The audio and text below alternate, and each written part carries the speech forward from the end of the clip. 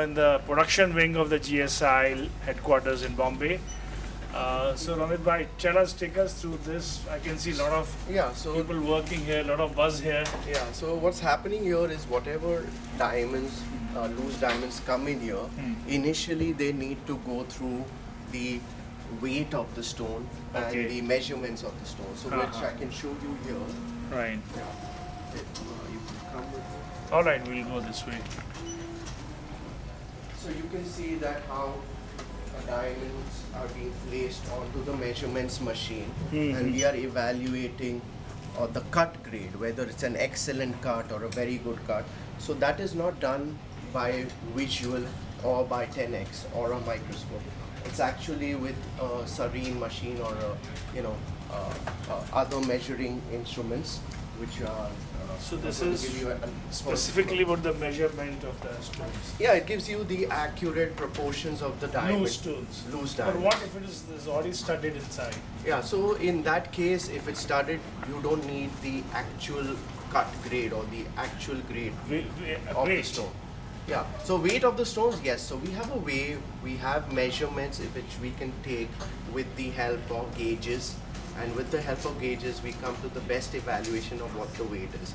We also have SOPs where we actually also have some jewelry unmount the diamonds, or which is called as a destructive test, where they have to unmount and be weighed. So there is a process where this is constantly evaluated. So it's not like an easy thing to do. A general perception is ki jewelry certification, get one microscope, and it is certified. No, it's so they much have to more. Go through so much processes. Much more beyond that now, because it's not as easy like you mentioned. There are a lot of challenges made in treatments of diamonds. A lot of new technology equipments are available today. You have to be updated. As a lab, if you're not updated, you're giving results which are outdated. Right. You know, and that's not how it's going to be secure the. And this means also a lot of huge investments, right? Yeah, we're highly, constantly investing into experts, team, and equipment. I mean, that's what we constantly do. Out here, you can also see, we're printing reports here. Right, this is the final stage, right? Yeah, the printing of the reports is happening. We also have the tags, which are put onto the jewelry. And this QR code is actually a certificate. So if a customer just scans the QR code, it shows them the entire certificate. So a lot of people are going like e-certs without actual certs because they want to be eco-friendly. So this is actually what we're doing. And do you have Ramit bhai, a separate certification wing for a lab-grown diamonds and a natural, or is it same? No. So when it comes to us, we don't know what it is. That's where the analysis starts. So for us, we are doing our scientific analysis. So yeah, but somebody comes and says this is a lab-grown diamond. It will go through the same channel. Same channel. It goes through the same channel. But however, obviously, at every protocol, steps are there. There is no mixing or contamination that happens. Yeah. So. Finally, when the diamond goes out, we inscribe the laser, the report number onto the diamond. So that's very interesting. Also, this is inscription is going on. Can you do it again? Yeah, we can do one more. One more. So it's the unique GSI report number. Every stone has a unique number, and that will be inscribed onto the girdle of the diamond. And you can see they scan the QR code, so directly when he scans the barcode, you have the report number, and now you can see it's ready for inscription.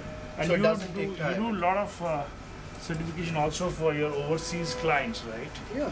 So US and all that, we have to match those standards. Yeah, we do thousands of stones every day. For US retailers. So US retailers and Indian retailers are the same parameters. Benchmarks are the same. Yeah. Our expertise comes from our headquarters from New York, and that's whether you're certifying a diamond in Thrissur, Kerala, or in Hong Kong, GSI, or jewelry wherever, it's the same. Same SOP. Yeah, it has to be the same standards of grading. That's how it is. Nice. This is our IT team. Right. That's our founder, Mr. Mark Gershberg right. and Debbie Azar. Right. They are the founders of GSI, which was started over 20 years back. I think in 2005 in That's New right, York. exactly. 2005 in New York, and then it's now global. And finally, we have the other offices in our facility in terms of our managers for blues or maybe for jewelry sit here and accounts departments and so it's a large facility. But tell us something. Today, this lab grown in last 2 years has emerged as a one new category and it's a growing category. So today in certification business, both in loose stones and in jewelry, what is your share of lab grown and natural?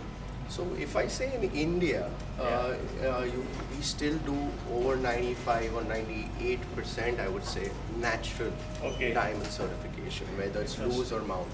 There is other but when it goes labs we have seen, without naming them, you know what I'm talking, they are getting more inclined to lab towards lab grown. Yeah. It's not that we have any apprehension towards lab grown. It's just that jewelers choose us. Those who are selling natural diamond jewelry are more inclined to do GSI certification in India. However, if we see overseas, we will see at least a 50% share which has moved to lab grown versus natural. Both in jewelry and mostly in jewelry, I'm sure. Yes, that's true. Right. That's true. Wonderful. So this is where we do our photography of our jewelry when it comes in. If you see the picture on the jewelry, that's how the reports are printed too. This is the reports, yeah. We have some more reports here, as you can see here. So this same report is what when you scan that QR code, you get it, right? Exactly, this is true. Same. That's true. So that's when you scan the QR code, you see that report. For jewelry, we also have co-branded reports for brands that like to tell their own story of their brand. So you can see with the grading, we have some branding there. Co-branding of the name. This you can see for another brand. You can see. So we also are experts to do evaluation of colored stone in the mounted condition, which most of the labs find it difficult to do it in the mounted. They need it loose, but we would do it in the mounted condition. And this is the exact product picture of the jewelry. That's so how the matches. product looks. And even this color stones, we have seen a real spike in the price. They're becoming more costlier. True. So all the more important for the right certification. So true, exactly. So there's a huge demand now, and the supply is not meeting the demand, so the prices have risen. So if you take my opinion, if you're buying the right gemstones, it's a great investment to get. So yeah, buy with the right certification. Always, right that's quality. always, yes. Thank you. Right, great. A full walkthrough to your lab, Ramitji. What we are looking at is one small ring or a pendant goes through so many processes to get the certified, which typically in our industry we take it very lightly that this is just for microscope and printing. So it's a lot of work involved, what I see. And now moving forward in terms of company like GSI putting so much of investment, putting so much of infrastructure, how do you reach out your brand to the end consumers? Ultimately, that is the main objective. So how you do that? So to be honest, when a consumer walks into a jewelry store, they don't even know whether the jewelry is certified, not certified. The trust initially starts with the jewelry brand. So they know the jewelry brand for years, or the new brands that have emerged, you can say. So then the trust is more with them. So it's not about certification, which partner they are working with. It is actually the retailer or the jeweler who has to choose their lab wisely, do their research based on whether the lab has the most sophisticated equipment. Are they upgrading themselves? Do they have a great team of experts in terms of services? What end-to-end services they can provide to the retailer? So this is based on, so the entire decision is primarily based on the retailer, because he's the face with the customer. Right. It's something like you are a OEM supplier in that. Let's say we buy a Maruti car, there are so many equipments and then there's a certificate on that and somebody's making a steering, AC. But people know only the brand as that car, which is a, say it's a Maruti or a Toyota, but behind that, that company's responsibility to get the right partners who are going to deliver the same vision and the results to the consumers, right? Something exactly what you mentioned. I would relate it to art, where Ah. if you are buying or the jeweler is selling an MF Hussein or a Picasso, we are the people who really stamp this is authentic or not. So we are the people who do the stamp. But the Picasso or the MF Hussein is actually the jewelry which the jeweler is giving to their customers. Right. Yeah. Very interesting. Any other thoughts you see? Has a lot of emphasis on research. Any new stones? I believe in Jaipur you have come across a very interesting big stone. Tell us something. So yeah, Jaipur is now the actual hub of gemstones to the world. The world is procuring gemstones from Jaipur. Jaipur is gone notches ahead in terms of the kind of cuts, the facets, the shapes that they have come up with gemstones, the carvings on the gemstones. So gemstones has become a complete different world. Tushan of India, Tushan of Asia, probably. Exactly, exactly. Yeah. So if the world is sourcing from Jaipur, they need to know if is there an international lab in Jaipur which is going to certify these gemstones, whether they're treated, whether they're enhanced, or even origin, geographic origin of the gemstones. Is this really a Colombian emerald? Is this a Kashmir sapphire, a Ceylon sapphire?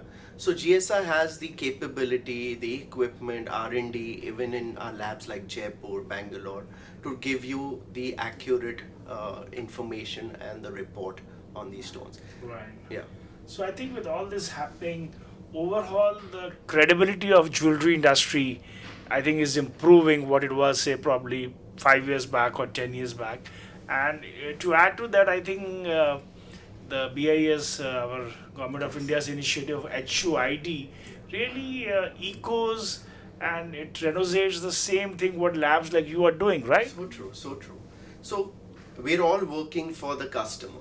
I mean, at no point or the customer should have any doubt in their mind what they're buying. If they're buying from their trusted jeweler, the trusted jeweler takes one more step ahead of transparency by giving a third party authentication, where he says, though you trust me, I am still giving you another layer of certificate which the third party has evaluated. Right. So you can see we're going more and more transparent with the customer and with the millennials or the next Gen Z, as we say. Right. They need everything documented. Yeah. All right, so great. Wishing you all the very best. It was such a pleasure to be here and to get a first-hand experience of what a state-of-the-art lab is all about. Thank you so much for coming, Sumeshji, and we really value how you took your time out to come and see the lab. Pleasure. Thank you. Thank you.